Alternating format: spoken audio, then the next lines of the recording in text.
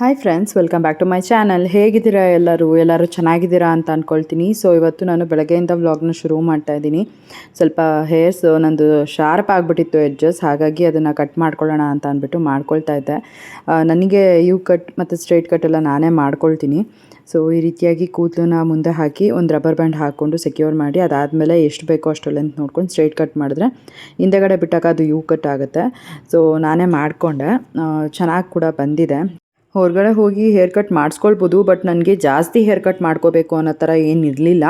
Just ಅದು ಏನು sharp edges ಇತ್ತು ಅದನ್ನು ಮಾತ್ರ ಕಟ್ ಮಾಡ್ಕೊಳ್ಳೋಣ ಅಂತ ಅಂದ್ಬಿಟ್ಟು ಕಟ್ ಮಾಡ್ಕೊಂಡಿದ್ದು. ಅದು ಚೆನ್ನಾಗೇ ಬಂದಿದೆ. ಒಂದ್ಸಲಿ ಅಂದರೆ ಲಾಸ್ಟ್ ಇಯರ್ ನಾನು ಹೇರ್ ಕಟ್ ಮಾಡಿಸಿದಾಗ ನಾನು ಹೇಳಿದ ಲೆಂತಿಗಿಂತ ತುಂಬಾ ಶಾರ್ಟಾಗಿ ಮಾಡಿಬಿಟ್ಟಿದ್ರು. ಹಾಗಾಗಿ ನಾನು ಹೊರಗಡೆ ಹೋಗಿ ಹೇರ್ ಕಟ್ ಮಾಡಿಸೋದು ತುಂಬ ಕಡಿಮೆ.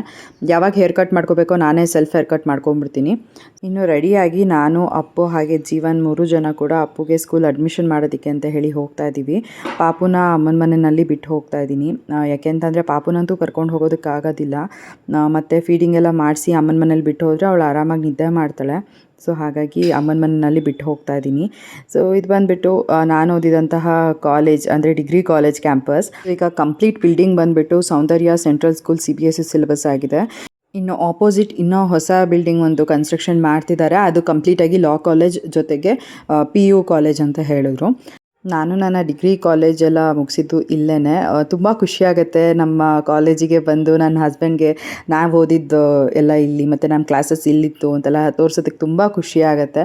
ಸೊ ಹಾಗೆ ಅವ್ರಿಗೆ ಒಂದು ಜಸ್ಟ್ ಸಣ್ಣ ಕ್ಲಿಪ್ಪಿಂಗ್ ತೊಗೊಂಡು ನಿಮ್ಮ ಜೊತೆನೂ ಕೂಡ ಹಾಗೆ ಶೇರ್ ಮಾಡಿಕೊಂಡೆ. ಇನ್ನು ಸ್ಕೂಲ್ ಬಗ್ಗೆ ಜೀವನ್ ಏನು ಹೇಳಿದ್ರು ಅಂತ ನೋಡ್ಬೋದು. ಬೆಳಗ್ಗೆಯಿಂದ ಒಂದು 4 ಸ್ಕೂಲ್ಗೆ ಅಲ್ದಿದ್ದೀವಿ, ಯಾವ್ದು ಚೆನ್ನಾಗಿರುತ್ತೆ ಏನು ಅಂತೆಲ್ಲ ನೋಡೋದಕ್ಕೆ. ಬಟ್ ಫೈನಲಿ ಜೀವನಿಗೆ ಈ ಒಂದು ಸ್ಕೂಲೇ ತುಂಬ ಇಷ್ಟ ಆಯಿತು.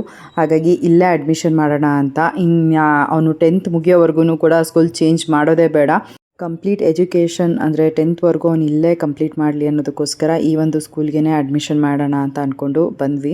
ಇನ್ನು ನೆಕ್ಸ್ಟು ಸಿರಿನೂ ಕೂಡ ನಾವು ಇದೇ ಒಂದು ಸ್ಕೂಲ್ಗೆ ಅಡ್ಮಿಷನ್ ಮಾಡ್ಬೋದು. ಕರ್ಕೊಂಡು ಹೋಗಿ ಕರ್ಕೊಂಬರೋದಕ್ಕೆ ಒಂದು ಸ್ವಲ್ಪ ನಂಗೆ ದೂರ ಆಗುತ್ತೆ, ಬಟ್ ಪರವಾಗಿಲ್ಲ, ಅಡ್ಜಸ್ಟ್ ಮಾಡ್ಕೋಬೋದು, ಆರಾಮಾಗಿ ಎಲ್ಲ ಆಗುತ್ತೆ ಅಂತ ಅಂದ್ಬಿಟ್ಟು ಇಲ್ಲೇ ಅಡ್ಮಿಷನ್ ಮಾಡೋಣ ಅಂತ.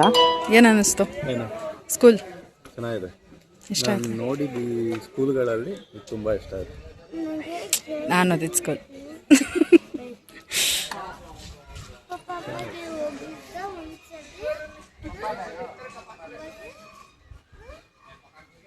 ಅಪ್ಪುಗೆ ಇಷ್ಟ ಆಯ್ತಾ? ಚೆನ್ನಾಗಿದೆ ಸ್ಕೂಲು. ಇದೇ ಇಷ್ಟ ಆಯ್ತಾ? ಇದು ಇಷ್ಟ ಆಯ್ತು. ನನಗೂ ಇಷ್ಟ ಆಯ್ತಾ? ಸ್ವಿಮ್ಮಿಂಗ್ ಕ್ಲಾಸ್ ಇದೆ ಅಪ್ಪುಗೆ, ಅಡ್ವಾಂಟೇಜ್ ಅದು. ಹೊರಗಡೆ ಸಪ್ರೇಟಾಗಿ ಹಾಕೋ ಹಾಗಿಲ್ಲ. ಸ್ವಿಮ್ಮಿಂಗ್ ಕ್ಲಾಸ್ ಅಂತಿದ್ದ, ಇಲ್ಲ ಇದೆ, ಅದೊಂದು ಅಡ್ವಾಂಟೇಜ್. ಸ್ಕೇಟಿಂಗ್ ಸ್ಕೂಲ್ಗೂ ಹಾಕ್ತೀನಿ ನಿನಗೆ, ಅದಕ್ಕೂ ಏನು ಬಿಡಲ್ಲ, ಅದಕ್ಕೂ ಹಾಕ್ತೀನಿ. ಹೋಗೋಣ? So 100% okay.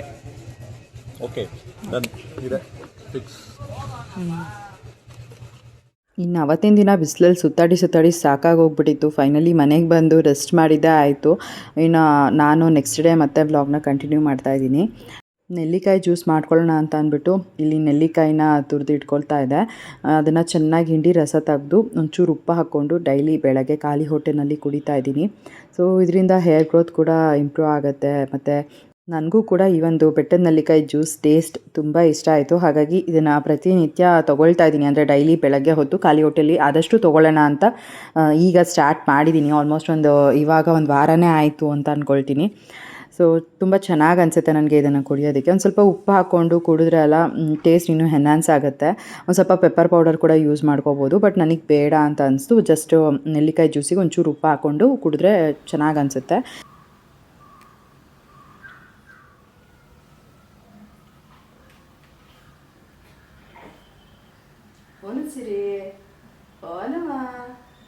ಇನ್ನು ಸಿರಿ ಕೂಡ ಎದ್ದು ಆಟ ಆಡ್ತಾ ಇದ್ಲು. ಇವಾಗ ತುಂಬ ಜನ ಹೇಳ್ತಿರ್ತೀರ, ಮಕ್ಕಳು ಇವಾಗ ಉಳ್ಕೊತಾರೆ, ಬೇಗನೆ ತಿರ್ವಿ ಹಾಕ್ಕೊಳ್ತಾರೆ, ಪಾಪುನ ಸೋಫಾ ಮೇಲೆ ಮಲಗಿಸ್ಬೇಡಿ, ಕೆಳಗಡೆ ಮಲಗಿಸಿ ಅಂತ ಅಂದ್ಬಿಟ್ಟು. ನಾನು ನೋಡ್ಕೋತಾ ಇರ್ತೀನಿ. ಪಾಪು ನಾನು ಬಂದಾಗ ಎಲ್ಲ ಸ್ಟಾರ್ಟಿಂಗಲ್ಲಿ ಅವಾಗ ತಾನೇ ಎದ್ದೇಳ್ತಾ ಇದ್ಲು. ಮಲ್ಕೊಂಡಿದ್ದಾಗ ಎಲ್ಲ ಅವಳು ಉರುಳಾಡಲ್ಲ, ಬಟ್ ಎದ್ದಿದ್ದಾಗ ಒಂದು ಸ್ವಲ್ಪ ನೋಡ್ಕೊತಾ ಇರಬೇಕು. ಆದಷ್ಟು ನಾನು ಹಾಲೆಲ್ಲ ಬೇಗ ಕ್ಲೀನ್ ಮಾಡಿಬಿಟ್ಟು ಕಸ ಗುಡಿಸಿ ಮನೆ ಒರೆಸ್ಕೊಂಡು ಆಮೇಲೆ ಕಾರ್ಪೆಟ್ ಮೇಲೆ ಒಂದು ಬೆಡ್ಶೀಟ್ ಹಾಕಿ ಪಾಪುನ ಕೆಳಗಡೆನೇ ಮಲಗಿಸ್ತೀನಿ ಇವಾಗ. Good morning. ಗುಡ್ ಮಾರ್ನಿಂಗ್ ಕಂದಮ್ಮ. Good morning. ಎದ್ಬಿಟ್ಟ? ಇದೇನದು ಬಟ್ಟೆ ಎತ್ತೋದು? ಒಲ್ಲೊಲ್ಲೊಲ್ಲು. ಹಾಂ, ಎಲ್ಲ ಅಣ್ಣ ಎಲ್ಲ? ಅಣ್ಣ ಎಲ್ಲಿ ಅಣ್ಣ? ಹಾಂ, ಅಪ್ಪು ಅಣ್ಣ ಎಲ್ಲಿ? ಕೂಗು ಅಪ್ಪು ಅಣ್ಣನ. ಅಪ್ಪು ಅಣ್ಣ ಎಲ್ಲಿ ಬರಲಿಲ್ವಲ್ಲ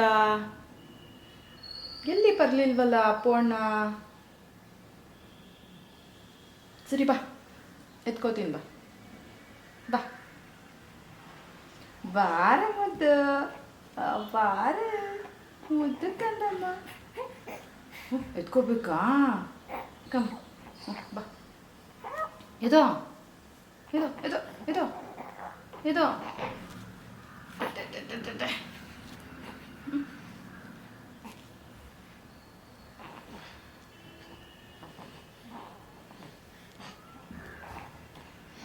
ಅಪ್ಪು ಅಣ್ಣಗೆ ಜ್ವರ ಬಂದಿದೆ ಅಪ್ಪು ಅಣ್ಣಗೆ. ಯಾಕೆ ಗೊತ್ತಾ? ಅಪ್ಪು ಸಂಜೆಯಿಂದ ಒಂದು ಸ್ವಲ್ಪ ಯಾಕೋ ಸಪ್ಪಗಿದ್ದ. ನೋಡಿದ್ರೆ ನೈಟು ಒಂದು ಸ್ವಲ್ಪ ಮೈ ಬಿಸಿ ಕೂಡ ಆಗೋಗ್ಬಿಟ್ಟಿತ್ತು. ಸರಿ ಅಂತ ಮನೆಯಲ್ಲಿದ್ದಿದ್ದೆ, ಮೆಡಿಸಿನ್ ಹಾಕಿದ್ದೆ. ಬಟ್ ಆಲ್ಸೋ ನನಗೆ ಪಪ್ಪನ ಜೊತೆ ಹಾಸ್ಪಿಟಲ್ಗೆ ಕಳ್ಸೋಣ ಅಂತ ಅಂದ್ಕೊಂಡು ಪಪ್ಪಂಗೆ ಕಾಲ್ ಮಾಡಿದೆ ಅಪಾಯಿಂಟ್ಮೆಂಟ್ ತೊಗೊಳೋದಕ್ಕೆ. ಆಮೇಲೆ ಪಪ್ಪನೂ ಕೂಡ ತೊಗೊಂಡ್ರಂತೆ, 10:30ಗೆ ಬರೋದಕ್ಕೆ ಹೇಳಿದ್ದಾರೆ ಅಂತ ಅಂದ್ಬಿಟ್ಟು ಹೇಳಿದ್ರು. ಸರಿ ಆಯಿತು. ಅಷ್ಟೊತ್ತಿಗೆ ನಾನು ಕೂಡ ಬೇಗ ಮನೆ ಕೆಲಸ ಎಲ್ಲ ಮಾಡಿ ಮುಗಿಸ್ಕೊಂಡು ಅಪ್ಪು ಮತ್ತು ಸಿರಿ ಇಬ್ರಿಗೂ ಕೂಡ ರೆಡಿ ಮಾಡಿ ನಾನು ಕೂಡ ರೆಡಿಯಾಗಿ ಅಮ್ಮನ ಮನೆಗೆ ಹೋಗೋಣ ಅಂತ ಅಂದ್ಕೊಂಡೆ. ಯಾಕೆಂತಂದರೆ ನಾನು ಅಲ್ಲೇ ಇದ್ದರೆ ಅಲ್ಲ, ಅಪ್ಪುನ ಪಪ್ಪ ಏನು ಹಾಸ್ಪಿಟಲಿಗೆ ತೋರಿಸ್ಕೊಂಡು ಕರ್ಕೊಂಡು ಬಂದಮೇಲೆ ಒಂಚೂರು ಕೆಲಸ ಇದೆ. ಅಪ್ಪುಗೆ ಕೂಡ ಬರ್ತಡೇಗೆ ಶಾಪಿಂಗ್ ಮಾಡಬೇಕಾಗಿತ್ತು, ಅದನ್ನೆಲ್ಲನೂ ಕೂಡ ಮಾಡ್ಕೊಳ್ಳೋಣ ಅಂತ ಅಂದ್ಕೊಂಡಿದ್ದೀನಿ. ಇನ್ನು ಅಪ್ಪುಗೆ ನಾನು ಸುಮಾರು ದಿನದಿಂದ ಅಬ್ಸರ್ವ್ ಮಾಡ್ತಾಯಿದ್ದೀನಿ. ಅಂದರೆ 2-3 ವರ್ಷದಿಂದ ಅವ್ನ ಬರ್ತಡೇ ಬಂದಾಗಲೇ ಅವನು ಹುಷಾರು ತಪ್ತಾನೆ, ಜ್ವರ ಬರುತ್ತೆ. ಹೋದ ವರ್ಷವೂ ಕೂಡ ಹಾಗೇ ಆಗಿತ್ತು. ನಾವು ಈ ಮನೆಗೆ ಬಂದಾಗಲ್ಲ ನಾನು ಚೆನ್ನಾಗಿ ಮಾಡಬೇಕು ಅವ್ನ ಬರ್ತಡೇ ಅಂತೆಲ್ಲ ಅಂದ್ಕೊಂಡಿದ್ದೆ. ಬಟ್ ನೋಡಿದ್ರೆ ಅವನಿಗೆ ಹುಷಾರಿರಲಿಲ್ಲ. ಸರಿ ಅಂತ ಸಿಂಪಲ್ಲಾಗೆ ಮಾಡಿದ್ದಾಯಿತು ಹೋದ ವರ್ಷವೂ.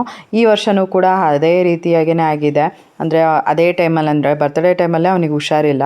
ಸೊ ಹಾಗಾಗಿ ಬೇಡ, ಇನ್ನು ನಾಡಿದ್ದೆ ಅವ್ನ ಬರ್ತಡೇ, ಯಾಕೆ ಸುಮ್ಮನೆ ಚಾನ್ಸ್ ತೊಗೊಳ್ಳೋದು, ಕಳಿಸ್ಬಿಡೋಣ ಹಾಸ್ಪಿಟಲ್ಗೆ, ಅಪಾಯಿಂಟ್ಮೆಂಟ್ ತೊಗೊಂಡು ಹೋಗಿ ನೋಡ್ಕೊಂಬರಲಿ ಅದೇನಾಗಿದೆ ಅಂತ. ಮೆಡಿಸನ್ ತೊಗೊಬಂದರೆ ಒಂದು 2-3 ದಿನದಲ್ಲೆಲ್ಲ ಕ್ಲಿಯರ್ ಆಗಿ ಹೋಗ್ಬಿಡುತ್ತೆ. ಅವ್ನ ಬರ್ತಡೇ ಅಷ್ಟೊತ್ತಿಗೆ ಅವನು ಕೂಡ ಆರಾಮಾಗಿರ್ತಾನೆ ಅಂತ ಅಂದ್ಬಿಟ್ಟು ಪಪ್ಪನ ಜೊತೆ ಮಾಡಿ ಹಾಸ್ಪಿಟಲ್ಗೆ ಕಳ್ಸೋಣ ಅಂತ ಅಂದ್ಕೊಂಡೆ. ಇನ್ನು ನಾನು ಕೂಡ ಇವಾಗ ಬೇಗ ಕೆಲಸ ಮಾಡ್ಕೊಳ್ತಾ ಇದ್ದೀನಿ. ಇವಾಗ ಕಿಟಕಿ ತೆಗ್ದಿರ್ತೀನಿ ಅಲ್ವಾ, ಸ್ವಲ್ಪ ಜೋರಾಗಿ ಗಾಳಿ ಬೀಸ್ತಾ ಇರುತ್ತೆ ಅಂತ ಅಂದ್ಬಿಟ್ಟು ನಾನು ಅಲ್ಲಿಂದಲ್ಲೇ ಕಸನ ಗುಡ್ಡೆ ಮಾಡಿ ಎತ್ಕೊಂಡ್ಬಿಡ್ತೀನಿ. ಜಾಸ್ತಿ ಫುಲ್ ಮನೆ ಗುಡಿಸ್ಬಿಟ್ಟು ಆಮೇಲೆ ಒಂದೇ ಸಲ ಎತ್ತಾಕೋಣ ಅನ್ನೋ ಥರ ಎಲ್ಲ ಮಾಡ್ಕೊಳ್ಳಲ್ಲ. ಸ್ವಲ್ಪನೇ ಕಸ ಎತ್ಕೊಂಡ್ಬಿಟ್ರೆ ಆಮೇಲೆ ನನಗೂ ಕೂಡ ಅದು ಈಸಿ ಕೆಲಸ ಅಂತ ಅನಿಸುತ್ತೆ. ನಮ್ಮ ಮನೆ ಕಸ ಗುಡಿಸಿ ಮನೆ ಒರೆಸೋದಕ್ಕೆ ಆಲ್ಮೋಸ್ಟ್ 1 ಅವರೇ ಬೇಕು. ಇವತ್ತೇನು ಮನೆ ಒರೆಸೋದಕ್ಕೆ ಹೋಗ್ತಿಲ್ಲ, ಜಸ್ಟ್ ಮನೆಯೆಲ್ಲ ಕಸ ಗುಡಿಸ್ಕೊಂಬಿಡೋಣ ಅಂತ ಅಂದ್ಬಿಟ್ಟು ಗುಡಿಸ್ಕೊತಾ ಇದ್ದೆ. ಬೇಗನೆ ಆಯಿತು. ಇನ್ನು ಇವಾಗ ಪಾತ್ರೆ ಕೆಲಸ ಎಲ್ಲ ಮುಗಿಸ್ಕೊಂಬಿಡೋಣ ಅಂತ ಅಂದ್ಬಿಟ್ಟು ಮುಗಿಸ್ಕೊಳ್ತಾ ಇದ್ದೀನಿ. ಇನ್ನು ಇವತ್ತು ತಿಂಡಿನ ಏನೂ ಮಾಡ್ತಾಯಿಲ್ಲ. ಅಮ್ಮ ಅಲ್ಲೇ ಬರೋದಕ್ಕೆ ಹೇಳಿದ್ದಾರೆ, ಅಲ್ಲೇ ಇಡ್ಲಿ ಮಾಡಿದರು. ಸೊ ಅಲ್ಲಿಗೆ ಬಂದುಬಿಡು ಅಂತ ಹೇಳಿದ್ರು. ಹಾಗಾಗಿ ಸರಿ, ಇನ್ನು ತಿಂಡಿ ಕೆಲಸ ಇಲ್ಲ ಅಂತ ಅಂದರೆ ನನಗೆ ಬೇಗ ಮನೆ ಕೆಲಸ ಎಲ್ಲ ಮಾಡಿ ಮುಗಿಸ್ಕೊಂಡು ನಾನು ಸ್ನಾನ ಮಾಡಿ ರೆಡಿಯಾಗಿ ಅಮ್ಮನ ಮನೆಗೆ ಹೋಗೋದಕ್ಕಾಗತ್ತೆ ಅಂತ ಆದಷ್ಟು ಬೇಗನೆ ಮಾಡ್ಕೊಳ್ತಾ ಇದ್ದೀನಿ. ಸೊ ಏನು ಗೊತ್ತಾ, ಮನೆ ಕೆಲಸ ಒಬ್ಬಳೇ ಮಾಡ್ತಾಯಿದ್ದೀನಿ ಅಂದಾಗಂತೂ ನನಗೆ ಬೇಜಾರು ಆಗೇ ಆಗುತ್ತೆ. ಆವಾಗ ನಾನೇನು ಮಾಡ್ತೀನಿ ಅಂತಂದರೆ ನನ್ನ ಫ್ರೆಂಡ್ಸಿಗೆ ಇಲ್ಲಾಂದರೆ ಉಷಾಕಂಗೋ ಯಾರಿಗಾದ್ರೂ ಕಾಲ್ ಮಾಡಿ ಮಾತಾಡಿಕೊಂಡು ಬೇಗ ಕೆಲಸಗಳನ್ನ ಮಾಡ್ಕೊಂಡ್ಬಿಡ್ತೀನಿ. ಸೊ ದಟ್ ಕೆಲಸ ಮಾಡ್ದಂಗೆ ಅನಿಸಲ್ಲ. ಏನೋ ಯಾರಾದರೂ ನನ್ನ ಜೊತೆ ಮಾತಾಡ್ತಾ ಇದ್ದಾರೆ, ಸೊ ದಟ್ ನನಗೂ ಕೂಡ ಟೈಮ್ ಪಾಸ್ ಆಗ್ತಿದೆ ಅನ್ನೋ ಥರ ಅನಿಸುತ್ತೆ. ಸೊ ನೀವು ಕೂಡ ಹಾಗೆ ಮಾಡ್ತೀರಾ? ಮನೆ ಕೆಲಸ ಮಾಡೋವಾಗ ಯಾರಿಗಾದ್ರೂ ಕಾಲ್ ಮಾಡಿ ಮಾತಾಡಿಕೊಂಡು ಮನೆ ಕೆಲಸಗಳನ್ನ ಮಾಡಿ ಮುಗಿಸ್ಕೊಳ್ತೀರಾ ಅಂತ ನನಗೂ ತಿಳಿಸಿ, ಓಕೆನಾ? ಸೊ ನನಗೂ ನಿಮ್ಮ ಕಮೆಂಟ್ಸ್ ಎಲ್ಲ ನೋಡೋದಕ್ಕೆ ತುಂಬ ಖುಷಿ ಆಗುತ್ತೆ. ಸೊ ನಾನು ಕೂಡ ಪಾತ್ರೆ ಎಲ್ಲ ತೊಳೆದು ಎಲ್ಲ ಅಡುಗೆ ಮನೆ ಕ್ಲೀನ್ ಮಾಡಿಕೊಂಡೆ. ಅದಾದಮೇಲೆ ಒಂದು ಸ್ವಲ್ಪ ಐಟಮ್ಸ್ ಎಲ್ಲ ಬೇಕಾಗಿತ್ತು, ಜೆಪ್ಟೋನಲ್ಲಿ ಕೂಡ ಆರ್ಡರ್ ಮಾಡಿ ತರಿಸ್ಕೊಂಡೆ. ಏನಂತ ಅಂದರೆ ಇವಾಗ ಹಾಲಾಗಿರ್ಬೋದು ಇಂಥದ್ದನ್ನೆಲ್ಲ ನಾನು ಆರ್ಡರ್ ಮಾಡಿ ತರಿಸ್ಕೊಂಡ್ಬಿಡ್ತೀನಿ ಒಂದೇ ಸಲ. ಮತ್ತು ತರಕಾರಿನೂ ಕೂಡ ಅಷ್ಟೇ, ಈಗ ಜೆಪ್ಟೋನಲ್ಲೇ ಆರ್ಡರ್ ಮಾಡಿ ತರಿಸ್ಕೊಂಡ್ಬಿಡ್ತೀನಿ. ಫಸ್ಟೆಲ್ಲ ಆಗಿದ್ದಿದ್ರೆ ನಾನು ಅವತ್ತಿನ ದಿನಕ್ಕೆ ಏನು ಬೇಕು ತರಕಾರಿ ಹೋಗಿ ತೊಗೊಂಬರ್ತಾಯಿದ್ದೆ. ಬಟ್ ಇವಾಗ ಆಗೋದಿಲ್ಲ, ಪಾಪು ಇರೋ ಕಾರಣ ಅವಳನ್ನ ಬಿಟ್ಟು ಹೋಗೋದಕ್ಕಾಗೋದಿಲ್ಲ. ಒಂಚೂರು ದೊಡ್ಡವಳಾಗಲಿ, ಅದಾದಮೇಲೆ ಹೊರಗಡೆನೇ ಹೋಗಿ ತರಕಾರಿ ಎಲ್ಲ ತೊಗೊಂಬರ್ಬೋದು. ಆವಾಗಿನ ದಿನಕ್ಕೆ ಏನು ಬೇಕು ಎಲ್ಲನೂ ನೋಡಿಕೊಂಡು.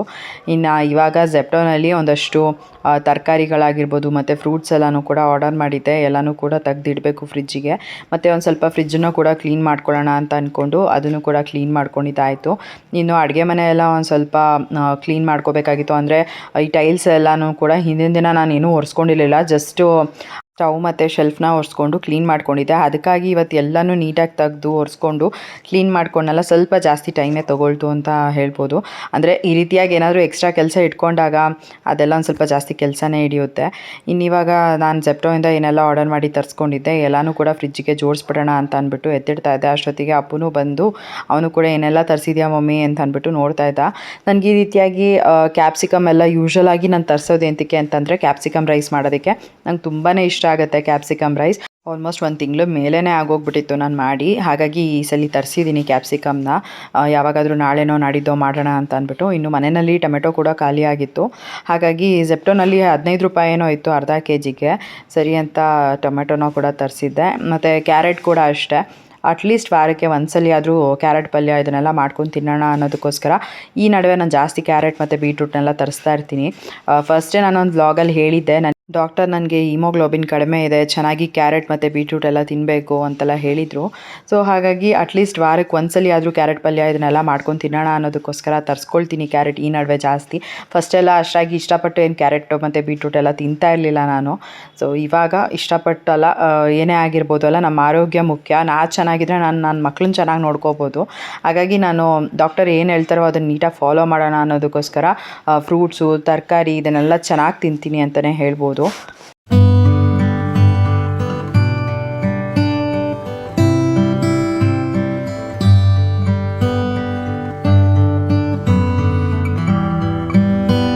ಇಷ್ಟೆಲ್ಲ ಕೆಲಸ ಮಾಡಿ ಮುಗಿಸ್ಕೊಳ್ಳೋ ಅಷ್ಟೊತ್ತಿಗೆ ಟೈಮ್ ಆಗಲೇ 10:15 ಆಗೋಗ್ಬಿಟ್ಟಿತ್ತು. ನಾನು ಕೂಡ ಬೇಗ ಹೋಗಿ ಸ್ನಾನ ಎಲ್ಲ ಮಾಡಿಕೊಂಡು ಅಪ್ಪಗೂ ಕೂಡ ಸ್ನಾನ ಮಾಡಿಸ್ಕೊಂಡು ಬಂದೆ. ಸಿರಿಗೆ ಸ್ನಾನ ಮಾಡಿಸೋದಕ್ಕಾಗಲಿಲ್ಲ. ಅಮ್ಮನ ಮನೆಯಲ್ಲೇ ಸ್ನಾನ ಮಾಡಿಸೋಣ ಅಂತ ಅಂದ್ಕೊಂಡು ಸುಮ್ಮನೆ ಆಗೋಗ್ಬಿಟ್ಟೆ. ಆಮೇಲೆ ಟೈಮ್ ಕೂಡ ಆಗಿತ್ತಲ್ವ. ಪಪ್ಪ ಡೈರೆಕ್ಟಾಗಿ ಅಪ್ಪನ ಹಾಸ್ಪಿಟಲ್ಗೆ ಕರ್ಕೊಂಡು ಹೋಗಿ ಬಂದರು. ಡಾಕ್ಟರ್ ಕೂಡ ಸಿರಪ್ಪು ಮತ್ತು ಒಂದು ಟ್ಯಾಬ್ಲೆಟ್ ಎಲ್ಲ ಕೊಟ್ಟಿದ್ದರು. ಸೊ ಅದನ್ನೆಲ್ಲ ಏನು ಟೈಮ್ ಟು ಟೈಮ್ ಹಾಕಬೇಕೋ ನೋಡ್ಕೊಂಡು ಹಾಕೋದು. ಬಂದೆ ಪಾಪುನ ಇವಾಗ ಇಲ್ಲಿ ಬಿಟ್ಬಿಟ್ಟು ನಾನು ಒಂದು ಸ್ವಲ್ಪ ಡಿಮಾರ್ಟ್ ಹತ್ರ ಹೋಗಬೇಕಾಗಿತ್ತು. ಅಪ್ಪನೂ ಕರ್ಕೊಂಡು ಡಿಮಾರ್ಟ್ ಹತ್ರ ಹೋಗ್ಬಿಟ್ಟು ಬರ್ತೀನಿ. ಆಮೇಲೆ ನಾಡಿದ್ದು ಅಪ್ಪು ಬರ್ತಡೇ ಇದೆ. ಸೊ ಹಾಗಾಗಿ ನಾನು ಅಂದ್ಕೊಂಡೆ ಅವ್ನಿಗೆ ಏನಾದರೂ ಇಷ್ಟಪಡುವಂಥದ್ದು ಗಿಫ್ಟ್ ಕೊಡ್ಸೋಣ ಅಂತ. ಬಟ್ ಏನಂದರೆ ಇವಾಗ ಜೀವನ್ಗೆ ಇವತ್ತು ಒಂದು ಸ್ವಲ್ಪ ಹಲ್ಲು ಪ್ರಾಬ್ಲಮ್ ಆಗಿತ್ತು. ಹಲ್ಲು ತೆಗೆಸ್ತಾ ಇದ್ದಾರೆ ಅವರು. ಅದೊಂಥರ ಮೈನರ್ ಆಪ್ರೇಷನ್ ಮಾಡ್ತಿದ್ದಾರಂತೆ. ಹಲ್ಲು ತೆಗೆದ್ಬಿಟ್ಟು ಆಮೇಲೆ ಅಲ್ಲಿ ಸ್ಟಿಚ್ ಹಾಕ್ತಾಯಿದ್ದಾರೆ. ಸೊ ಹಾಗಾಗಿ ಜೀವನ್ ಹೇಳಿದ್ರು ನೋಡಿಕೊಂಡು ಬಜೆಟಲ್ಲಿ ಶಾಪಿಂಗ್ ಮಾಡ್ಕೊಂಬಾ, ಇವಾಗ ಒಂದು ಸ್ವಲ್ಪ ಬಜೆಟ್ ಟೈಟ್ ಆಗಿಬಿಡುತ್ತೆ ಅಂತಂದ್ಬಿಟ್ಟು. ಹಾಗಾಗಿ ಇವಾಗ ಹೋಗ್ತಾ ಇದ್ದೀನಿ. ನೋಡಿಕೊಂಡು ಬಜೆಟೆಲ್ಲ ಪ್ಲ್ಯಾನ್ ಮಾಡಿಕೊಂಡು ಅವ್ನಿಗೇನು ಇಷ್ಟ ಆಗುತ್ತೆ ಅದನ್ನು ತೊಗೊಂಬರೋಣ ಅಂತ ಅಂದ್ಕೊಂಡು. ಅಪ್ಪುಗೂ ಕೂಡ ಹುಷಾರಿರಲಿಲ್ಲ. ನೈಟೆಲ್ಲ ಫುಲ್ ಜ್ವರ ಇತ್ತು. ಹಾಗಾಗಿ ಸುಮ್ಮನೆ ರಿಸ್ಕ್ ತೊಗೊಳ್ಳೋದು ಬೇಡ ಅಂತ ಅಂದ್ಬಿಟ್ಟು ಅಪ್ಪುನ ಬೆಳಗ್ಗೆನೇ ಪಪ್ಪನ ಜೊತೆ ಕ್ಲಿನಿಕ್ಕಿಗೆ ಕಳಿಸಿದ್ದಾಯಿತು. ಹೋಗಿ ಎಲ್ಲ ಔಷಧಿ ತೊಗೊಂಡು ಬಂದಿದ್ದಾರೆ. ಇನ್ನು ಇವಾಗ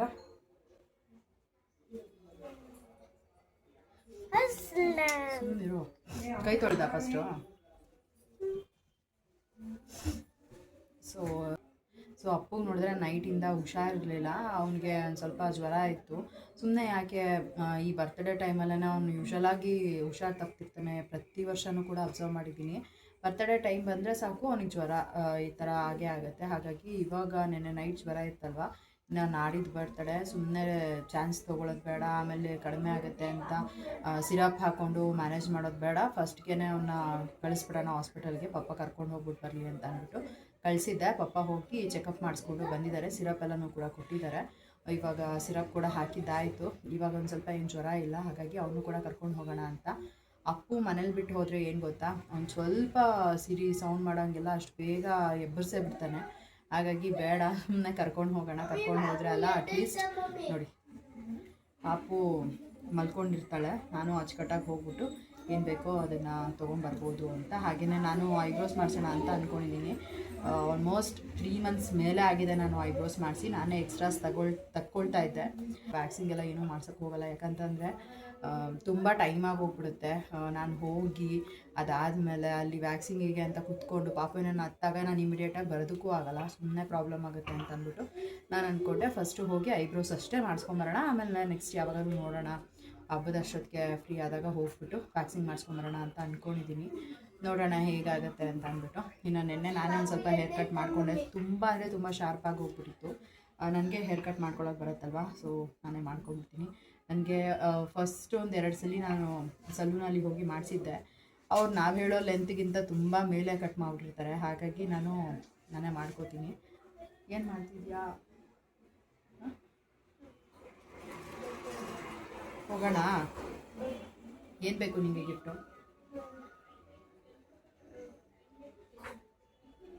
ಹೇಳು ಏನು ಬೇಕು? ಗೊತ್ತಿಲ್ವಂತೆ ಅವ್ನಿಗೆ ಏನು ಗಿಫ್ಟ್ ಬೇಕು ಅಂತ. ಆ್ಯಕ್ಚುಲಾಗಿ ಅವನು ಸ್ಕೇಟಿಂಗ್ ಶೂ ಕೇಳ್ತಿದ್ದ, ಸ್ಕೇಟಿಂಗ್ ಕ್ಲಾಸ್ಗೆ ಹೋಗ್ತಿದ್ದ ಅಂತ. ಸೊ ಹಾಗಾಗಿ ಈಗ ಸದ್ಯಕ್ಕೆ ಇಲ್ಲಿ ಸ್ಕೇಟಿಂಗ್ ಶೂ ಎಲ್ಲ ನಂಗೆ ತೊಗೊಳಕ್ಕೂ ಬರಲ್ಲ. ಸುಮ್ಮನೆ ನಾನು ಅದಕ್ಕೆ ಆನ್ಲೈನಲ್ಲೇ ಆರ್ಡರ್ ಮಾಡೋಣ ಅಂತ ಅಂದ್ಕೊಂಡಿದ್ದೀನಿ. ಮತ್ತು ಅವನಿಗೆ ಏನಂದರೆ ಜಾಸ್ತಿ ಶೂ ಸ್ಲಿಪ್ಪರ್ ಇದ್ರ ಮೇಲೇ ತುಂಬ ಇಷ್ಟಪಡ್ತಾನೆ.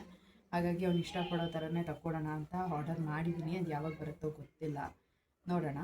ಅವ್ನ ಮುಂದೆನೇ ಹೇಳ್ತಾ ಇದ್ದೀನಿ. ಯಾಕೆ ಅಂದರೆ ಅವ್ನು ನನಗೆ ಯಾವ್ದು ತೊಗೊಂಬರ್ತೀನಿ ಅನ್ನೋದು ಅವ್ನಿಗೆ ಗೊತ್ತಿರಲ್ಲ ಅಲ್ವಾ, ಯಾವ್ದು ಆರ್ಡರ್ ಮಾಡ್ತೀನಿ ಅನ್ನೋದು ಗೊತ್ತಿರಲ್ಲ ಅಲ್ವಾ. ಅವ್ನು ಬಂದಮೇಲೆ ಖುಷಿ ಅಂತೂ ಪಡ್ತಾನೆ, ಅದಂತೂ ಗೊತ್ತು.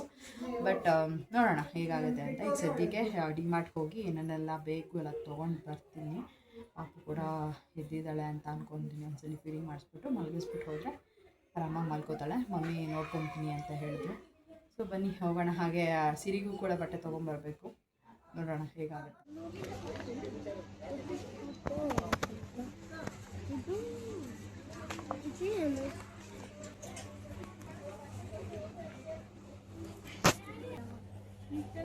ಇದು ಬೇಕಾ?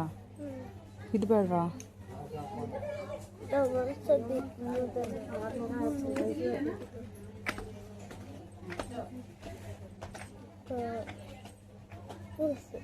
ಇದೇ ತಗೋ, ಬ್ಲೂ ಕಲರ್ ಆಗುತ್ತಾ?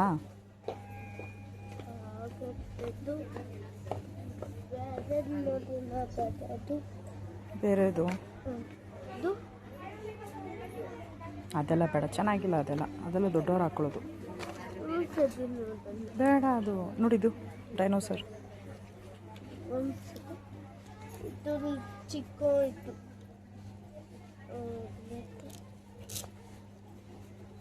ಇದು ತಗೊಳ್ಳವಾ? ಚೆನ್ನಾಗೈತೆ. This one is nice, not nice.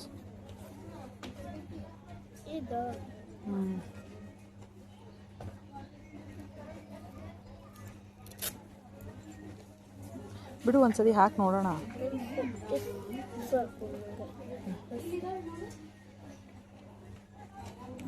Wow, nice.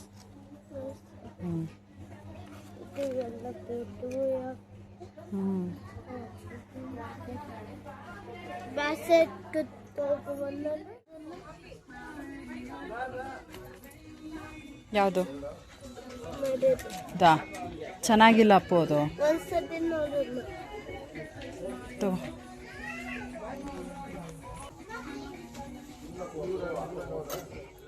So ಅಪ್ಪುಗೆ ಬಟ್ಟೆ ಶಾಪಿಂಗ್ ಎಲ್ಲ ಮಾಡಿಕೊಂಡು ಕೆಳಗಡೆ ಗ್ರೌಂಡ್ ಫ್ಲೋರಿಗೆ ಬಂದೆ. ಹಬ್ಬಕ್ಕೆ ನನಗೆ ಯಾವುದಾದ್ರೂ ಚೆನ್ನಾಗಿ ಕಾಣಿಸುತ್ತಾ ಬಟ್ಟೆ ನೋಡ್ಕೊಂಡು ತೊಗೊಳ್ಳೋಣ ಅಂತ ಅಂದ್ಕೊಂಡು ಬಂದೆ. ಅಪ್ಪು ಅಂತೂ ಅದನ್ನು ತೊಗೋ ಮಮ್ಮಿ, ಇದನ್ನು ತೊಗೋ ಮಮ್ಮಿ ಅಂತ ಎಷ್ಟು ಕ್ಯೂಟಾಗಿ ಹೇಳ್ತಿದ್ದ.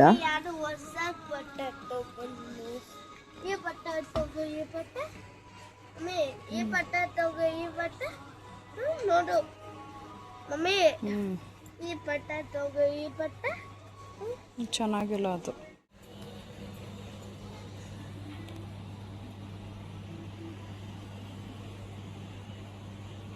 ಮಮ್ಮಿ ಏನ್ ಬಟ್ಟೆ ತಗೋ ನೀನು?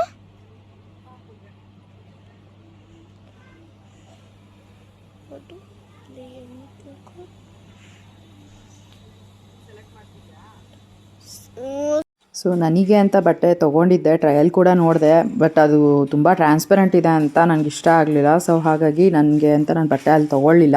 ಇನ್ನು ಸಿರಿಗೆ ಅಂತ ಅಂದ್ಬಿಟ್ಟು ಇವಾಗ ನೋಡ್ತಾ ಇದ್ದೀನಿ. ನನಗೆ ಮೇಯ್ನಾಗಿ ಇಲ್ಲಿ ಒಂದು ವೈಟ್ ಫ್ರಾಕ್ ತುಂಬಾ ಇಷ್ಟ ಆಯಿತು. ಸರಿ ಅಂತ ಸಿರಿಗೆ ನಾನು ಅದನ್ನೊಂದು ತೊಗೊಂಡೆ. ಅದು ಡೈಲಿ ವೇರ್ಗೆ ಬಟ್ಟೆ ಬೇಕಾಗಿತ್ತು, ಹಾಗಾಗಿ ಅದನ್ನು ಕೂಡ ನೋಡಿಕೊಂಡು ಸಿರಿಗೆ ಎಲ್ಲ ತೊಗೊಂಡು ಬಿಲ್ಲಿಂಗ್ ಮಾಡಿಸ್ಕೊಂಡು ನಾನು ಸಲೂನ್ ಕಡೆ ಹೋದೆ. ಸೊ ಇವಾಗ ಸಲೂನ್ ಹತ್ರ ಬಂದ್ವಿ. ಅಪ್ಪು ಮತ್ತು ಹೋಗಿ ಐಬ್ರೋಸ್ ಮಾಡಿಸ್ಕೊಂಡು ಬರ್ತೀವಿ. ಸೊ ಇವಾಗ ಐಬ್ರೋಸ್ ಮಾಡಿಸಿದಾಯಿತು. ಹಾಗೆ ಬರ್ತಾ ಕರ್ಪೂಜ ಹಣ್ಣು ಕೂಡ ತೊಗೊಂಡಿದ್ದೆ. ಹಾಗೆ ತೊಗೊಂಡು ಇವಾಗ ಮನೆಗೆ ಹೋಗ್ತೀನಿ. ನೋಡೋಣ. ಯಾಕೆ ಲಿಫ್ಟು ವರ್ಕೆ ಆಗ್ತಾಯಿಲ್ಲ? ಯಾಕೆ ಲಿಫ್ಟ್ ವರ್ಕೆ ಆಗ್ತಿಲ್ಲ ಅಂತ ನೋಡ್ತಾ ಇದ್ದೀನಿ ನಾನು. ತುಂಬ ಹೊತ್ತಾಯಿತು ಲಿಫ್ಟಲ್ಲೇ ಸ್ಟಕ್ ಆದಂಗೆ ಅನಿಸ್ಬಿಡ್ತು. ಸುಮ್ಮನಿರೋ. ಸೊ ಬಂದಿದ್ದೀಗ ಮನೆಗೆ ಹೋಗಿ ಅಲ್ಲಿಂದ ಒಂದು ಸ್ವಲ್ಪ ಕೆಲಸ ಇದೆ, ಅದನ್ನು ಕೂಡ ಮುಗಿಸ್ಕೊಳ್ಬೇಕು. ಸದ್ಯ ತುಂಬ ದಿನ ಆದಮೇಲೆ ಐಬ್ರೋಸ್ ಮಾಡಿಸಿದ್ನಲ್ಲ, ಫೇಸ್ ಒಂಥರ ಡಿಫ್ರೆಂಟಾಗಿ ಕಾಣಿಸ್ತಾ ಇದೆ ಈಗ. ಸೊ ವಿಶಾಲ್ ಮಾರ್ಟ್ಗೆ ಹೋಗ್ಬಿಟ್ಟು ಒಂದಷ್ಟು ಬಟ್ಟೆ ಶಾಪಿಂಗ್ ಎಲ್ಲ ಮಾಡ್ಕೊಂಬಂದೆ. ನಾನು ಕೂಡ ಬಟ್ಟೆ ತೊಗೊಳ್ಳೋಣ ಅಂತ ನೋಡಿದೆ, ಬಟ್ ನನಗೆ ಅಲ್ಲಿ ಯಾವುದೂ ಇಷ್ಟ ಆಗಲಿಲ್ಲ. ಆ್ಯಂಡ್ ಒಂದೆರಡು ಟ್ರಯಲ್ ಕೂಡ ಮಾಡಿ ನೋಡಿದೆ, ಅದು ಕೂಡ ಯಾಕೋ ಸೆಟ್ ಆಗಲಿಲ್ಲ ನನಗೆ. ಸರಿ ಬಿಡು, ಆನ್ಲೈನಲ್ಲಿ ತೊಗೊಳ್ಳೋಣ ಅಂತ ಅಂದ್ಕೊಂಡು ಬಂದೆ. ಇನ್ನು ಐಬ್ರೋಸ್ ಮಾಡಿಸ್ಕೊಂಬಂದಲ್ಲ, ಫುಲ್ ಮುಖ ಎಲ್ಲ ರೆಡ್ ಆದಂಗೆ ಆಗೋಗ್ಬಿಟ್ಟಿದೆ. ಅಪ್ಪ ಲಿಪ್ಸ್ ಕೂಡ ಮಾಡಿಸ್ದೆ, ಒಳ್ಳೆ ಫುಲ್ಲು ರೆಡ್ ಆಗಿರೋದಕ್ಕೆ ಎದ್ದು ಕಾಣಿಸ್ತಾ ಇದೆ ಅದು. ಸೊ ಫಸ್ಟಿಗೆ ನಾನು ನನ್ನ ಮಗಳಿಗೆ ಬಟ್ಟೆ ತೊಗೊಂಡೆ. ನೋಡ್ಬೋದು ಈ ರೀತಿಯಾಗಿ ವೈಟ್ ಫ್ರಾಕ್ನ ತೊಗೊಂಡೆ. ತುಂಬಾ ಚೆನ್ನಾಗಿದೆ, ನನಗಂತೂ ಪರ್ಸ್ನಲಿ ತುಂಬಾ ಇಷ್ಟ ಆಯಿತು. ಎಲ್ಲ ಫುಲ್ಲು ಫ್ಲವರ್ ಡಿಸೈನ್ ಬಂದಿದೆ, ಜೊತೆಗೆ ಹೇರ್ ಬ್ಯಾಂಡ್ ಕೂಡ ಕೊಟ್ಟಿದ್ದಾರೆ. ಅದಾದಮೇಲೆ ಒಂದು ಶಾರ್ಟ್ಸ್ ಕೂಡ ಕೊಟ್ಟಿದ್ದಾರೆ. ಸೊ ವರ್ತ್ ಅಂತ ಅನ್ನಿಸ್ತು ನನಗೆ. 599. ತುಂಬ ಚೆನ್ನಾಗಿದೆ, ತುಂಬ ಮೆಟೀರಿಯಲ್ ಸಾಫ್ಟಾಗಿ ಇದೆ, ಹಾಗಾಗಿ ತೊಗೊಂಡಿದ್ದು. ನಾನು ಫಸ್ಟ್ ಒಂದೆರಡು ಸರಿ ಫ್ರಾಕ್ ತೊಗೊಂಡಿದ್ದೆ. ನನಗೆ ಆಗ ಹೆಣ್ಮಕ್ಳಿಗೆ ಬಟ್ಟೆ ತೊಗೊಳಕ್ಕೆ ಅಷ್ಟು ಸ್ಟಾರ್ಟಿಂಗ್ ಅಲ್ವಾ ಗೊತ್ತಿರಲಿಲ್ಲ ಯಾವ ರೀತಿ ತೊಗೋಬೇಕು ಏನು ಅಂತ. ಸ್ವಲ್ಪ ಅದು ನೆಟ್ಟೆಡ್ ಏನಿದೆ ಅದು ರಫ್ ಆಗಿತ್ತು ನನಗೆ. ಆಮೇಲೆ ಅನ್ನಿಸ್ತು ಹೌದಲ್ವ, ಇದೆಲ್ಲ ಸ್ವಲ್ಪ ಕ್ಯಾನ್ವಾಸ್ ಎಲ್ಲ ಏನು ಕೊಟ್ಟಿರ್ತಾರೆ ಅದೆಲ್ಲ ಸ್ವಲ್ಪ ಸಾಫ್ಟಾಗಿದ್ದರೆ ಮಕ್ಕಳಿಗೆ ಒಂದು ಸ್ವಲ್ಪ ಕಂಫರ್ಟಬಲ್ ಆಗಿರುತ್ತೆ. ಜೊತೆಗೆ ಇದೇನು ಲೈನಿಂಗ್ ಕೊಟ್ಟಿರ್ತಾರೆ ಅದು ಕೂಡ ಕಾಟನಲ್ಲಿದ್ದರೆ ಚೆನ್ನಾಗಿರುತ್ತೆ ಅಂತ ಅಂದ್ಬಿಟ್ಟು ಅಂದ್ಕೊಂಡಿದ್ದೆ. ಸೊ ಇವಾಗ ಹೋದಾಗ ನಾನು ಇದೇ ಥರ ಡ್ರೆಸ್ ನೋಡೋಣ, ಅವ್ರಿಗೆ ವೈಟ್ ಫ್ರಾಕ್ ಆ ಥರದ್ದೇನಾದರೂ ನೋಡೋಣ ಅಂತ ಅಂದ್ಕೊಂಡೆ. ಆ್ಯಂಡ್ ಫೈನಲಿ ನನಗೆ ನಾನು ಇಷ್ಟಪಟ್ಟಂಗೆ ಸಿಕ್ತು ವೈಟ್ ಫ್ರಾಕ್. ತುಂಬ ಚೆನ್ನಾಗಿದೆ, ಕ್ಯೂಟಾಗಿದೆ. ಇದು ನಾನು ತೊಗೊಂಡು ಬಂದಿರೋದು 6 to 12 months ತನಕ. ಇವಾಗ ಹಾಕಿದ್ರೂ ಒಂಚೂರು ದೊಡ್ಡೊಳಾದಾಗಲೂ ಕೂಡ ಇನ್ನೊಂದು ಇವೆಂಟ್ಗೆ ಯಾವುದಕ್ಕಾರ ಹಾಕ್ಬೋದು ಅಂತ ಅಂದ್ಬಿಟ್ಟು ತೊಗೊಂಡಿದ್ದು. ಒಂದೇ ಸಲ ಹಾಕಿ ಎತ್ತಿಡ್ಬೇಕಾಗತ್ತಲ್ವ, ಅಟ್ಲೀಸ್ಟ್ ಒಂದು 2 ಸಲ ಹಾಕ್ಬೋದಲ್ಲ ಅಂತ ಅಂದ್ಬಿಟ್ಟು ಒಂಚೂರು ದೊಡ್ಡದು ತೊಗೊಂಡ್ಬಂದೆ. ಈಗ ಸದ್ಯಕ್ಕೆ ಈ ಫ್ರಾಕು ಒಂಚೂರು ಗೌನ್ ಆಗುತ್ತೆ, ಆಮೇಲೆ ಫ್ರಾಕ್ ಆಗುತ್ತೆ ಅಷ್ಟೇ ಫಸ್ಟಿಗಿದು. ಅದಾದಮೇಲೆ ಮನೆಗೆ ಹಾಕ್ಕೊಳ್ಳೋದಕ್ಕೆ ಅವ್ಳಿಗೆ ಒಂದು ಸ್ವಲ್ಪ ಬೇಕಾಗಿತ್ತು ಬಟ್ಟೆ, ಹಾಗಾಗಿ ಇದೊಂದು ಫ್ರಾಕ್ನ ತೊಗೊಂಡೆ. ಇದು ಬಂದುಬಿಟ್ಟು 99 rupees. ನನಗೆ ಇಷ್ಟ ಆಯಿತು ಇದೊಂದು ಫ್ರಾಕು, ಸೊ ಹಾಗಾಗಿ ತೊಗೊಂಡೆ. ಮತ್ತು ಇದು ಒಂದು ಸ್ವಲ್ಪ ಈ ರೀತಿಯಾಗಿ ಪ್ರಿಂಟೆಡ್ ಟೈಪಲ್ಲಿ ಕೊಟ್ಟಿದ್ದಾರೆ, ಬಟ್ ಅದೇನು ಹೋಗಲ್ಲ. ಸೊ ಹಾಗಾಗಿ ವರ್ತ್ ಅಂತ ಅನ್ನಿಸ್ತು. 99 rupees ಅಲ್ವಾ, ಸೊ ಕಲರ್ ಕೂಡ ಚೆನ್ನಾಗಿತ್ತು ಅಂತ ಅಂದ್ಬಿಟ್ಟು ತೊಗೊಂಡೆ. ಮೇಯ್ನಾಗಿ ಇದೇನಂದರೆ ಕಾಟನ್, ಮಕ್ಕಳಿಗೆ ಈ ಥರ ಇದ್ದರೆ ಒಂದು ಸ್ವಲ್ಪ ಆರಾಮಾಗಿರುತ್ತೆ, ಸ್ಮೂತಾಗಿ ಕೂಡ ಇದೆ, ಹಾಗಾಗಿ ಇದನ್ನು ತೊಗೊಂಡಿದ್ದು. ನೆಕ್ಸ್ಟು ಸಿರಿಗೆ ಅಂತಲೇ ಇಂಥದನ್ನ ಮಿಕ್ಸ್ ಆಗೋಗ್ತೀವಿ. ಸೊ ನೆಕ್ಸ್ಟು ಸಿರಿಗೆ ಅಂತಲೇ ಇದೊಂದು ಪೇರ್ ಆಫ್ ಡ್ರೆಸ್ನ ತೊಗೊಂಡೆ. ಇದು ಕೂಡ ಅಷ್ಟೇ ಚೆನ್ನಾಗಿದೆ. ಸೊ ಇದು ಒಂದು ಪೇರ್ ಡ್ರೆಸ್ಸು. ನನಗೆ ಏನಂದರೆ ಇದನ್ನು ಹೋಲಿ ಥೀಮಲ್ಲಿ ಹಾಕಿ ಅವಳಿಗೆ ಫೋಟೋಶೂಟ್ ಮಾಡೋಣ ಅಂತ ಅಂದ್ಬಿಟ್ಟು ತೊಗೊಂಡಿದ್ದು. ಅಂದರೆ ಲುಕ್ ವೈಸ್ ಕೂಡ ಅಲ್ಲ, ಒಂಥರ ಚೆನ್ನಾಗಿ ಕಾಣಿಸ್ತಾ ಇತ್ತು. ಅವಳಿಗೆ ಜಸ್ಟ್ ಇದೊಂದನ್ನೇ ಹಾಕಿದ್ರು ಕೂಡ ತುಂಬಾ ಚೆನ್ನಾಗಿ ಕಾಣುತ್ತೆ, ಹಾಗಾಗಿ ಇದನ್ನು ತೊಗೊಂಡೆ. ಸೊ ಇದು ಸೆಟ್ ಈ ರೀತಿಯಾಗಿ ಬರುತ್ತೆ. ಫಸ್ಟ್ ಟೈಮ್ ನನ್ನ ಮಗಳಿಗೆ ಜೀನ್ಸ್ ಅಂತ ತೊಗೊಂಡಿರೋದು ಇದು. ಚೆನ್ನಾಗಿದೆ, ನನಗೆ ಇಷ್ಟ ಆಯಿತು. ಆ್ಯಂಡ್ ನೆಕ್ಸ್ಟ್ ಬಂದರೆ ಇದೊಂದು ಟೀ ಶರ್ಟ್ನ ತೊಗೊಂಡೆ. ಜಸ್ಟು ಟೀ ಶರ್ಟ್ ಅಷ್ಟೇ. ಇದಕ್ಕೆ ನಾವು ಈ ಜೀನ್ಸ್ನ ಪೇರಪ್ ಮಾಡ್ಬೋದು ಅಂತ ಅಂದ್ಬಿಟ್ಟು ತೊಗೊಂಡಿದ್ದು. ಆ್ಯಂಡ್ ಇಷ್ಟ ಆಯಿತು ನನಗೆ, ಚೆನ್ನಾಗಿದೆ ಅಂತ ಕೂಡ ಅನ್ನಿಸ್ತು. ಸೊ ಹಾಗಾಗಿ ತೊಗೊಂಡೆ. ಸೊ ಈ ರೀತಿಯಾಗಿದೆ ನೆಕ್ ಹತ್ರ.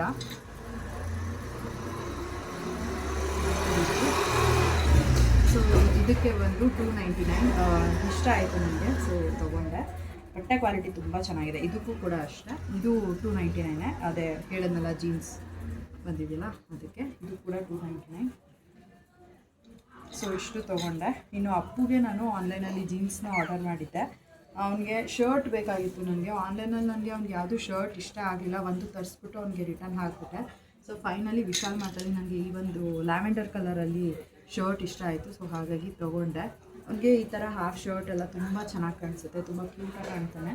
ಸೊ ಹಾಗಾಗಿ ಈ ಒಂದು ಪ್ಯಾಟರ್ನಲ್ಲಿ ಅವನಿಗೆ ತೊಗೊಂಡಾಯಿತು, ಲೀಫ್ ಪ್ಯಾಟರ್ನಲ್ಲಿ ಚೆನ್ನಾಗಿದೆ. ಸೊ ಇದಕ್ಕೆ ನೆಕ್ಸ್ಟ್ ನಾನು ಜೀನ್ಸ್ ಆಲ್ರೆಡಿ ತರಿಸಿದ್ದೀನಿ ನನಗೆ, ಟ್ಯಾಗಿ ಜೀನ್ಸು. ಸೊ ಅದು ಚೆನ್ನಾಗಿ ಕಾಣುತ್ತೆ ಅಂತ ಅದಕ್ಕೆ ಶರ್ಟ್ ತೊಗೊಂಡಿದ್ದು. ಇನ್ನು ನೆಕ್ಸ್ಟು ಈ ಒಂದು ಟೀ ಶರ್ಟ್ ನನಗೆ ತುಂಬಾ ಇಷ್ಟ ಆಯಿತು. 399 ಅಂತ ಇತ್ತು. ಇದು ಕೂಡ ಅಷ್ಟೇ ಸೆಟ್ಟು. ಸೊ 399 ಅಂತ ಇತ್ತು. ಸೊ ಹಾಗಾಗಿ ಇದನ್ನು ತೊಗೊಂಡೆ. ಅಪ್ಪುಗೆ ಈ ಥರ ಡಾರ್ಕ್ ಕಲರ್ಸ್ ಎಲ್ಲ ತುಂಬಾ ಚೆನ್ನಾಗಿ ಕಾಣುತ್ತೆ, ಹಾಗಾಗಿ ತೊಗೊಂಡಿದ್ದಾಯಿತು. ಇನ್ನು ನೆಕ್ಸ್ಟು ಅವನಿಗೆ ಇದೊಂದು ಕ್ಯಾಪ್ ತುಂಬಾ ಇಷ್ಟ ಆಯಿತು ಅಂತ ಅಂದ್ಬಿಟ್ಟು ಇದನ್ನು ತೊಗೊಂಡ. ಸೊ ಈ ರೀತಿಯಾಗಿದೆ, ಚೆನ್ನಾಗಿದೆ. ಇದಕ್ಕೆ ಪ್ರೈಸ್ ಬಂದುಬಿಟ್ಟು ಎಷ್ಟಪ್ಪು? ಪ್ರೈಸೇ ಇಲ್ವಲ್ಲೋ, ಕಿತ್ತಾಕ್ಬಿಟ್ಟವನಾಗಲೇ 149 rupees. ಚೆನ್ನಾಗಿದೆ, ತುಂಬ ಇಷ್ಟ ಆಯಿತು. ಏನಾದ್ರು ಇವಾಗ ಬಿಸಿಲಲ್ವ, ಎಲ್ಲರೂ ಹೊರಗಡೆ ಹೋಗುವಾಗ ಅವನಿಗೂ ಕೂಡ ತಲೆ ಸುಡುತ್ತೆ, ಹಾಗಾಗಿ ಕ್ಯಾಪ್ ಹಾಕ್ಕೊಂಡು ಹಿಂಗೆ ಕರ್ಕೊಂಡು ಹೋಗ್ಬೋದು ಅಂತ ತೊಗೊಂಡಿದ್ದು.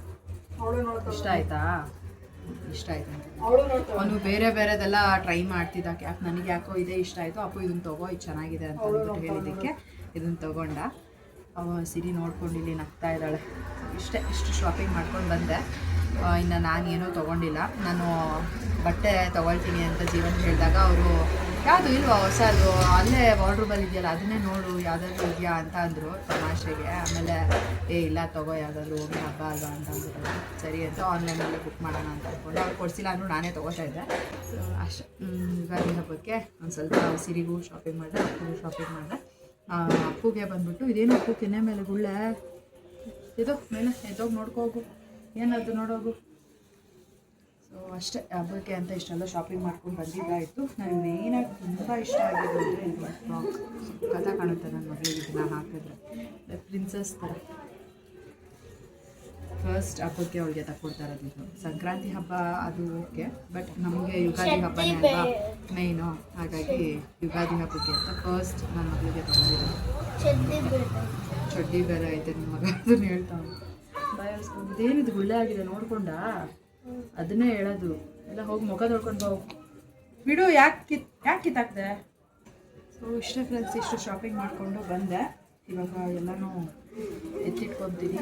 ಮನೆಗೆ ಹೋಗ್ಬಿಟ್ಟು ಒಂದು ಸತಿ ವಾಶ್ಗೆ ಹಾಕಿ ಅದಾದಮೇಲೆ ಪಾಪುಗೆ ಹಾಕೋದಕ್ಕಾಗುತ್ತೆ.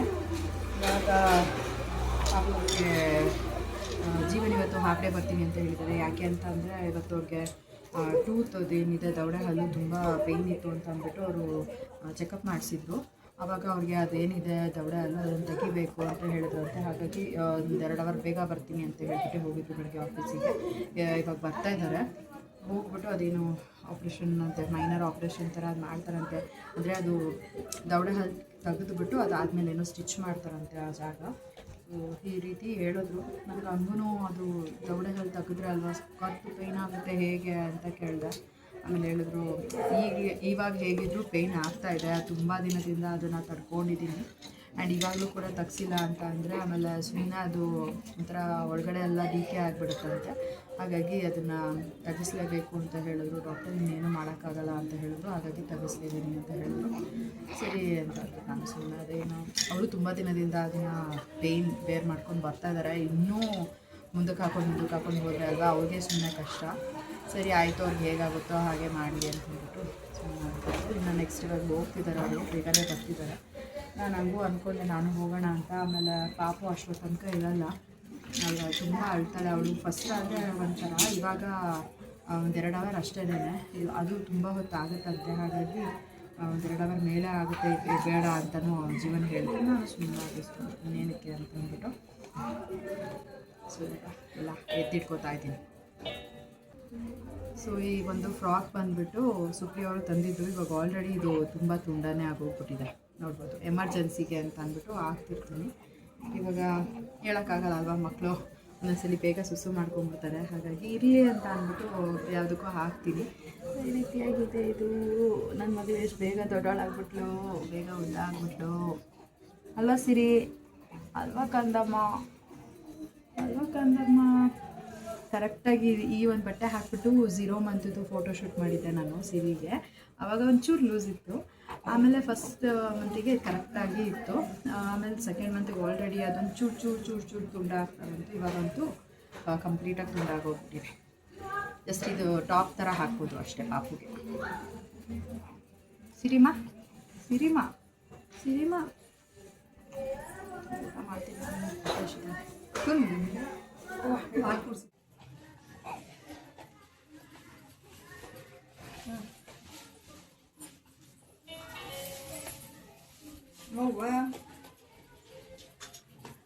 ಏನು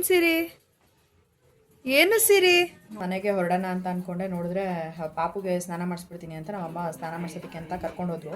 ಪ್ಯಾಂಪರ್ಸ್ ಇಲ್ಲಿರುತ್ತೆ ಪಾಪುದು ಅಂತ ಅಂದ್ಕೊಂಡೆ. ನಾನು ಬೆಳಗ್ಗೆ ಬರೋವಾಗ ಒಂದು 2 ತೊಗೊಂಬಂದಿದ್ದು. ಪಾಪುಗೆ ಅದನ್ನು ಯೂಸ್ ಮಾಡ್ಕೊಂಡಿದ್ದಾರೆ, ಖಾಲಿಯಾಗಿ ಹೋಗ್ಬಿಟ್ಟಿದೆ. ಮನೆಯಲ್ಲಿ ಕೂಡ ಖಾಲಿಯಾಗಿತ್ತು. ಸರಿ ಆಯಿತು, ಹೋಗಿ ಡಿಮಾರ್ಟಲ್ಲೇ ತೊಗೊಂಬಂದ್ಬಿಡು ಅಂತ ಅಂದ್ಬಿಟ್ಟು ನಾನು ತಮ್ಮನ್ನ ಕಳಿಸಿದ್ದಾಯಿತು. ಇವಾಗ ಹೋಗಿದ್ದಾನೆ. ಹಾಗೆಯೇ ಒಂದು ಸ್ವಲ್ಪ ಸೋಪ್ ಅದೆಲ್ಲ ಬೇಕಾಗಿತ್ತು ಪಾಪುಗೆ. ಮನೆಯಲ್ಲಿ ಸೋಪ್ ಕೂಡ ಖಾಲಿಯಾಗಿತ್ತು. ಒಂದು ಸ್ವಲ್ಪ ಸ್ಟಾಕ್ ಇತ್ತು ಅಂತ ಅಂದರೆ ತಲೆ ಕೆಡಿಸ್ಕೊಳ್ಳೋ ಆಗಿರಲ್ಲ. ಸೊ ಹಾಗಾಗಿ ಕಳಿಸಿದ್ದೀನಿ. ಹೋಗಿದ್ದಾನೆ ಇವಾಗ ತೊಗೊಂಬರೋದಕ್ಕೆ ಅಂತ. ತೊಗೊಂಡು ಬಂದಮೇಲೆ ನಾನು ಕೂಡ ಮನೆಗೆ ಹೊರಡ್ತೀನಿ. ನನಗೂ ಕೂಡ ಒಂದು ಸ್ವಲ್ಪ ಕೆಲಸ ಎಲ್ಲ ಇದೆ, ಹೋಗ್ಬಿಟ್ಟು ಅದನ್ನು ಕಂಪ್ಲೀಟ್ ಮಾಡ್ಕೊತೀನಿ. ಚಂದ ಮ್ಯಾಮಿ ಪೊಕೋ ಪ್ಯಾಂಟ್ಸ್ ಎಷ್ಟು 599 ಎಷ್ಟಕ್ಕೆ ಇದು ಚಿಂಟು 332 ರುಪೀಸ್ 599 332 ರುಪೀಸ್ 56 ಪ್ಯಾಂಟ್ಸಿಗೆ ಕೂಡ ಬಂದಿದ್ದಾರೆ. ಹೋಗೋಣ ಇವಾಗ ಅವ್ರಿಗೂ ಕೂಡ ಒಂದು ಸ್ವಲ್ಪ ಕೆಲಸ ಇದೆ, ಅವರು ಕೂಡ ಹೊರಗಡೆ ಹೋಗ್ತಿದ್ದಾರೆ. ಅದೇ ಹೇಳ್ದಾಗೆ ಅದು ದೌಡ ಹಲ್ಲು ತೆಗಿಸ್ತಾ ಇದ್ದಾರೆ. ಇವಾಗ ಪ್ಯಾಂಪರ್ಸ್ ಹಾಕೊಂಡು ಮನೆ ಕರ್ಕೊಂಡು ಜೀವನ್ ಸ್ಕ್ಯಾನಿಂಗಿಗೆ ಹೋಗಿದ್ರು. ಸ್ಕ್ಯಾನಿಂಗ್ ಮಾಡಿಸ್ಕೊಂಡು ಬಂದು ಇವಾಗ ರಿಪೋರ್ಟ್ ತೋರಿಸ್ತಾ ಇದ್ದಾರೆ ಏನಿದೆ ಅಂತ ಅಂದ್ಬಿಟ್ಟು. ಅದಾದಮೇಲೆ ನಾವು ಇಲ್ಲಿ ಅಪೋಲೋ ಡೆಂಟಲ್ಗೆ ಬಂದ್ವಿ. ಜೀವನ್ 2 ಸಲ ಬಂದು ಇಲ್ಲಿ ಕನ್ಸಲ್ಟ್ ಮಾಡಿ ಹೋಗಿದ್ದಾರೆ. ಫೈನಲಿ ಇವತ್ತು ಅದು ಸ್ಕ್ಯಾನಿಂಗ್ ಮಾಡಿಸ್ಕೊಂಡು ಬರೋದಕ್ಕೆ ಹೇಳಿದರು, ಹಾಗಾಗಿ ಬಂದ್ವಿ. ಏನಾಗಿದೆ ಅಂತ ಅಲ್ಲ ನೀಟಾಗಿ ಎಕ್ಸ್ಪ್ಲೈನ್ ಮಾಡಿ ಏನು ಮಾಡಬಹುದು ಮುಂದಕ್ಕೆ ಅಂತಲೂ ಕೂಡ ನೀಟಾಗಿ ಹೇಳಿ, ಅದಾದಮೇಲೆ ಅದೇನಿದೆ ಮೈನರ್ ಆಪ್ರೇಷನ್ ಹಲ್ಲನ್ನ ತೆಗಿಯೋದು ಅದನ್ನು ಮಾಡ್ತಾರೆ. ಸೊ ನನಗಂತೂ ಇಲ್ಲಿ ಸರ್ವಿಸ್ ತುಂಬಾ ಇಷ್ಟ ಆಯಿತು. ಫಸ್ಟ್ ಅಪ್ಪುಗೆ ನಾನು ಬೇರೆ ಕಡೆ ತೋರಿಸಿದ್ದೆ, ನನಗೆ ಅಲ್ಲಿಗೂ ಕಂಪೇರ್ ಮಾಡಿದ್ರೆ ಇಲ್ಲಿಗೂ ಕಂಪೇರ್ ಮಾಡಿದ್ರೆ ಇಲ್ಲಿನ ಟ್ರೀಟ್ಮೆಂಟೇ ನಂಗೆ ತುಂಬ ಇಷ್ಟ ಆಯಿತು. ಆ್ಯಂಡ್ ಅಪ್ಪನೂ ಕೂಡ ಯಾವಾಗಾದರೂ ಕರ್ಕೊಂಡು ಬರಬೇಕು, ಅವನಿಗೂ ಕೂಡ ಒಂದು ಸ್ವಲ್ಪ ರೂಟ್ ಕೆನಲೆಲ್ಲ ಮಾಡಿದ್ರಲ್ವ, ಅಲ್ಲಿಗೇನು ಸೊಲ್ಯೂಷನ್ ಅಂತ ಕೇಳಿಬಿಟ್ಟು ನೀಟಾಗಿ ಟ್ರೀಟ್ಮೆಂಟ್ ತೊಗೋಬೋದು.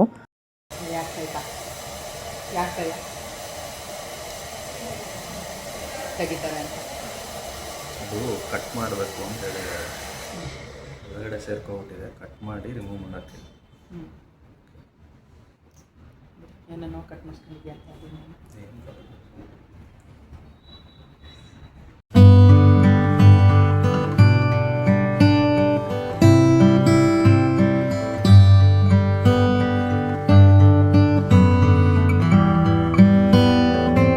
ಆಲ್ಮೋಸ್ಟ್ 1.5 hour ಆಯಿತು ನೀಟಾಗಿ ಎಕ್ಸ್ಪ್ಲೈನ್ ಮಾಡಿ. ಅದಾದಮೇಲೆ ಆ ಪ್ರೊಸೀಜರೆಲ್ಲ ಮುಗಿಸೋದಕ್ಕೆ 1.5 hour ಟೈಮ್ ತೊಗೊಂಡ್ರು.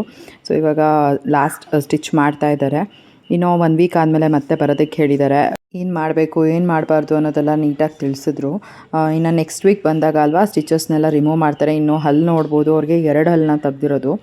ತುಂಬ ದಿನದಿಂದ ನೋವನ್ನ ತೊಗೊಂಡು ಫೈನಲಿ ಹಲ್ಲನ್ನ ತೆಗ್ಸಿದ್ರು. ಇದೇ ಫೈನಲ್ ಸೊಲ್ಯೂಷನ್ ಅಂತ ಕೂಡ ಹೇಳಿದ್ರು ಡಾಕ್ಟರ್. ಸೊ ಇವತ್ತಿನ ಈ ಒಂದು ವಿಡಿಯೋನ ನಾನು ಇಲ್ಲಿಗೆ ಎಂಡ್ ಮಾಡ್ತೀನಿ. ಇವತ್ತಿನ ಈ ಒಂದು ವಿಡಿಯೋ ನಿಮ್ಗೆ ಇಷ್ಟ ಆದರೆ ಲೈಕ್ ಮಾಡಿ, ಕಮೆಂಟ್ ಮಾಡಿ, ಶೇರ್ ಮಾಡಿ. ಇನ್ನೂ ಯಾರು ನನ್ನ ಯೂಟ್ಯೂಬ್ ಚಾನಲ್ನ ಸಬ್ಸ್ಕ್ರೈಬ್ ಮಾಡ್ಕೊಳ್ತಾರೆ ನೋಡ್ತಾ ಇದ್ದೀರಾ, ದಯವಿಟ್ಟು ನನ್ನ ಯೂಟ್ಯೂಬ್ ಚಾನಲ್ನ ಸಬ್ಸ್ಕ್ರೈಬ್ ಮಾಡಿಕೊಂಡು ನೋಡಿ. ಸಿಗೋಣ ಮುಂದಿನ ವಿಡಿಯೋನಲ್ಲಿ. Thanks for watching. ಬಾಯ್.